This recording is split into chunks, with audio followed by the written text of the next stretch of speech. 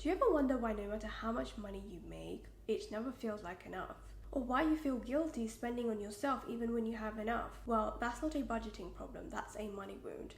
And today we're going to unpack exactly what that is and how it's been shaping your financial reality without you even realizing it. So let's start with this. Your relationship with money was formed way before you even had any. A money wound is an emotional or psychological block that controls how you feel, think, and behave around money. And here's the kicker, it's usually not even your fault. These wounds are passed down, inherited from our parents, our culture, and even society's messaging about wealth and worthiness. Our money wounds don't just come from what our parents said, they come from what they did, how they spent it, saved it, feared it. Most of our beliefs about money were passed down generations ago. If your grandparents lived through war, economic collapse, or financial instability, they likely developed a scarcity mindset, believing that money is hard to come by, that you have to hold on to every penny, that spending equals danger.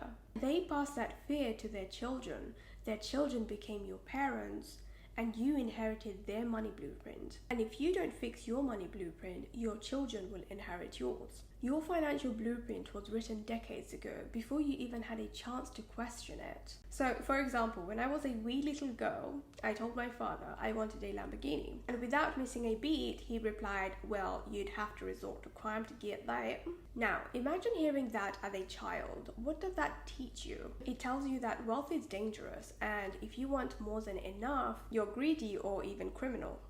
That's exactly how money wounds form. I didn't think much of it at the time, but as I grew older, I realized that message stuck with me. It made me think that wealth was dangerous, that if I ever made a lot of money, it would mean I was doing something wrong or morally questionable. Can you imagine how a belief like that would affect my ability to attract wealth?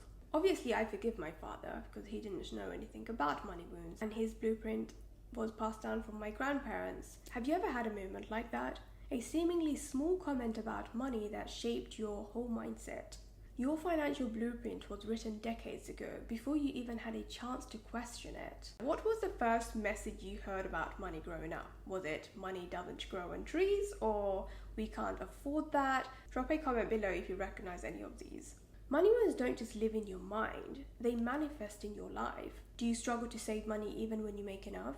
That could be a wound around feeling unsafe with money. Do you feel guilty spending on yourself? That's a wound around deserving abundance. Do you constantly chase financial success but never feel satisfied? That's a wound around money equating to self-worth. It's basically like a hidden script running in the background of your life, dictating your financial choices without you even realizing it. And if you don't become aware of it, you'll just repeat the same patterns, wondering why nothing is changing. Most of us operate on financial autopilot. If you grew up believing money is scarce, you'll always feel like there's never enough. If you were raised to believe success comes from hard work and struggle, you'll reject easy money. If money was a source of stress in your childhood, you might subconsciously repel financial success to avoid recreating that stress. And the way this plays out is wild. For example, people who grow up in financial instability might become workaholics, constantly hustling because resting feels unsafe. On the flip side, some people avoid looking at their finances altogether because money gives them anxiety. We all function according to our money blueprint. Some people expect to always have money, so they do. Others expect money to disappear, so it does. It's not fate. It's how you think about money that determines your reality. These beliefs don't just stay in childhood, they shape everything. Your spending habits, your ability to save, how you negotiate salaries, even your relationships. Ever heard of someone who keeps sabotaging their own financial success? That's a money wound at work. If you grew up seeing money as a source of stress, you probably feel guilty spending it.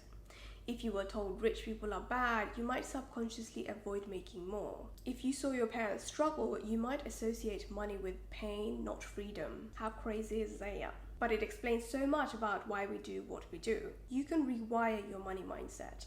But before you change your actions, you need to change your beliefs. That's why this first video isn't about how to make more money. I think there's a plethora of that already out there, and most of them are lying. This video is about understanding why you haven't already. Once you see your money wounds, you can start rewiring them. And trust me, this is a game changer. So now I'll leave you with this. What's one belief about money you learned as a child that might be holding you back? Let me know in the comments. Remember, your money story isn't set in stone. You get to rewire it. And I will see you in a jiffy.